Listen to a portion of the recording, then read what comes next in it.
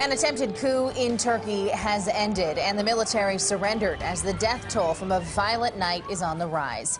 This all started just a day after the deadly Bastille Day attack in Nice, France. We have team coverage of the attempted coup in Turkey and Bastille Day attack in Nice as well. But first, here's what we know. Government officials say at least 60 people have been killed and 150 others wounded in the unrest.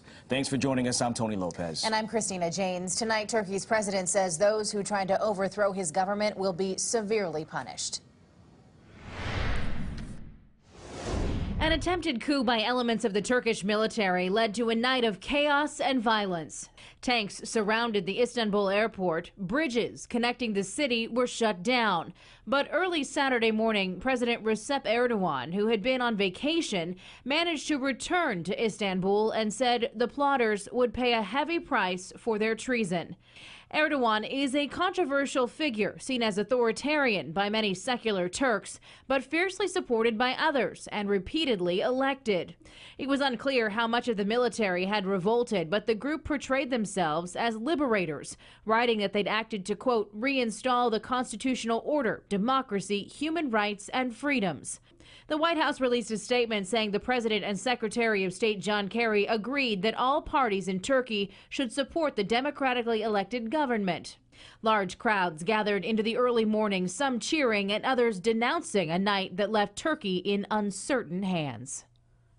Now, a government official says 754 members of the military have been detained in connection with this attempted coup. So let's go to Tony now at Touchscreen 13 with more on where Turkey is and the country's history of coups. Tony? Such an important part of the world, the Middle East, a strategic location, a U.S. ally. You'll remember during the Gulf War, we used Turkey as a base to launch airstrikes. So there's Turkey, bordered by Syria. To the south, you have Iraq right there, Georgia and Russia, and then the Black Sea to the north of Turkey. To the south is Mediterranean Sea, Istanbul, Ankara, two big cities in Turkey. Now, we talked about this at 4, 5, and 6. This isn't the first time Turkey has dealt with an attempted coup. The first one happened in 1960 when the military successfully unseated the government. The president and prime minister were arrested and tried for treason. In 71, the military ousted the Turkish government following months of violence and unrest. The third coup happened in 1980 when the military took over the prime minister's post and ordered the arrest of thousands of citizens, even executing some. And then the last one happened not too long ago, 1997, though it's often referred to as a soft coup because the military didn't take over, but instead issued recommendations to the government, which forced the prime minister to resign. Christina, back over to you. It is a hotbed for unrest, to say the least. Tony, thank you. They've been almost 6 weeks now, and my little daughter, she said, Daddy, I want to come back.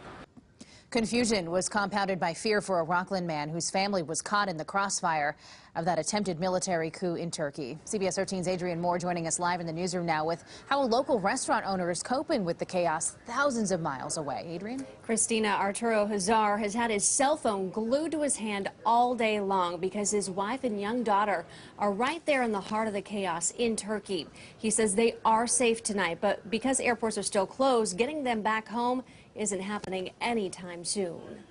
You know, I just want to try to get the family over here, that's all. Frustration is running as hot as the kitchen inside Rockland's Anatolian table as owner Arturo Hazar paces through the restaurant, anxiously awaiting updates from his wife and daughter in Turkey. At the moment, everybody is feeling they are not safe. Hazar is originally from Turkey. His family has spent nearly 6 weeks there before this attempted coup. But as news broke of the violent uprising, he's been fixated on the TV and trying to get his loved ones out. Well, should we find out in the next 24 hours, see what's going to happen. But what has happened, Hazar tells us, isn't necessarily surprising. The country has long been deeply divided, he says, with tensions escalating over the last several years. You know, it was going towards that way for the last 13 years since the government has been managed by the Erdogan, which is the prime minister and then president. With comfort knowing his family is in a secure hotel overnight, Hazar says he's hoping for the best while trying to take care of business here at home.